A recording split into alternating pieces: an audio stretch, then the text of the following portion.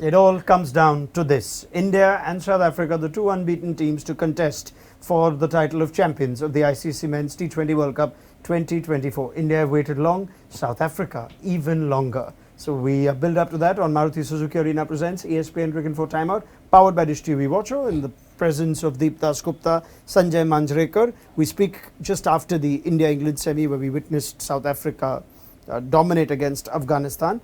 Let's just talk about emotions now ahead of a final, and which team you believe would be able to handle it better from the evidence you've seen of their performance, given everything that's at stake. I think India, a lot of people might think India have more at stake because, they've been the informed team, they've won the titles before, they've been world champions. In South Africa, for the first time, but it's not a case of an underdog, feeling no pressure. No. I think when you look at that Indian team, barring one or two players, everyone at the moment is in a great space of, confidence. Rohit Sharma, and barring one or two, Virat Kohli is not in the right kind of form. And maybe Shivam Dubey to an extent. All the others have had great success. So I don't see them coming into the finals and feeling a little tense about it. South Africa, well, they just have to prove that little issue is completely out of their system now. They perhaps proved one step of it by making the final in the first place. Do you sense this group, led by Aiden Markram, doesn't quite carry the baggage of previous South Africans? It seems like that. In fact, even for the 50-over World Cup, it seemed like this team does not carry that kind of a baggage that we've seen in the past. And so is this team. I mean, they have a lot of experience, guys, and especially in this format. And they've been playing, good cricket, up and down, yes, but playing good cricket. Unbeaten so far.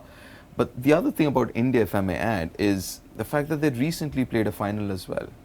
So, and was almost the same side. A lot of guys was playing the finals of the 50-over World Cup a few months ago. So, I'm sure they would fall back on that experience and maybe kind of, come out of it better this One point for each of you on where you still would like India to be better or do better in this final. There is no apparent, weakness as such. If you think about it, the pacers have done well, the spinners have been phenomenal, the batters are doing well. Yes, you can always point out an individual, let's say Virat or someone else who hasn't scored runs. Yes, scored runs, but we are not talking about scoring runs anymore. We are talking about a mindset. So we got to decide what do we want. We can't have both the things. We can't have them scoring runs and also playing fearless cricket.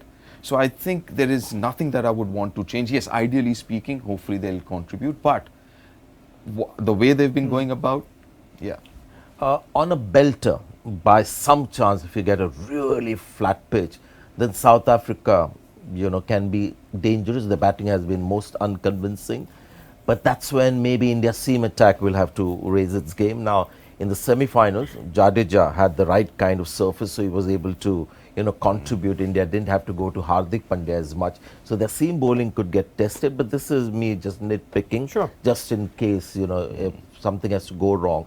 Maybe a belter of a pitch might play into the hands of the South Africans a little more. Having said that, India are the much stronger team. They have played Pakistan, Australia and England, but do you sense with South Africa, the form that their seamers are in, and potentially two spinners of quality in Shamsi and Maharaj, this is India's biggest test, the best bowling attack that they would come up against? Would you call it that? I think Australia was very good. Good bowling attack. England maybe not so much. All other teams, So what about the spin attack though? You didn't rate Adam Zampa and it proved to be true where India took him down. But Maharaj and Shamsi? Maharaj, so it's a very good bowling attack led by a captain who on the day will go to the bowler who's likely to make more of an impact. India will be tested, but I don't see Indian batting having an issue because they've just found different players to come to terms with the challenge. If the usual suspects don't get it, somebody else comes and handles the situation. So that's how India will play. South African batting will be the major issue that will decide the fate of the match and the difference between the two sides. It's fair to say that India would be favourites by all accounts from a number of us. So what do which player do you sense needs to have his best day for South Africa to perhaps change that script? I'd say two players. So Quinton de Kock at the top, and Klaassen in the middle. I think if you look at all the teams and their middle order, these conditions playing spin, I think South Africa's got the best middle order to play spin in these conditions. So going back to what he said about their batting would be the key, and I completely agree. I think they have the best and the most equipped batters to handle the Indian spinners. Key phase for you? Yeah, I think Quinton de Kock, who's not been consistent, but if he goes flying, then he might make a difference. Apart from that, I think the key phase for India would be the kind of quality seam that you get right away at the start, because Marco Jansen with the new ball has been impressive. They go to Keshav Maharaj as well very early with Rohit and Virat. They'll go to him, and he's been pretty good. Rabada in that game against Afghanistan had his tail up. The wicket of Mohammad Nabi, the way he ran in, I've not seen him run in like that for a long time. So if these guys are fired up, and Andrik Nokia glaring down at Rashid Khan, so if they come out in that kind of mindset, then India will feel, I think, some pressure of the quality of the attack. Quick summary of how Barbados has played as conditions has been mentioned so often in this T20 World Cup edition, and we've seen a higher score in the form of Australia's 201, which was considered to be well above par. India can go to a reference point when their game against Afghanistan, where they got 181 and won comfortably. South Africa have not played it, but by and large otherwise it's been reasonably low scoring. This is a morning game, a day game, remember. A lot of talk about the pitches in both semi-finals. What kind of surface would you like to see, and where does that put both teams in terms of strengths and skill sets ahead?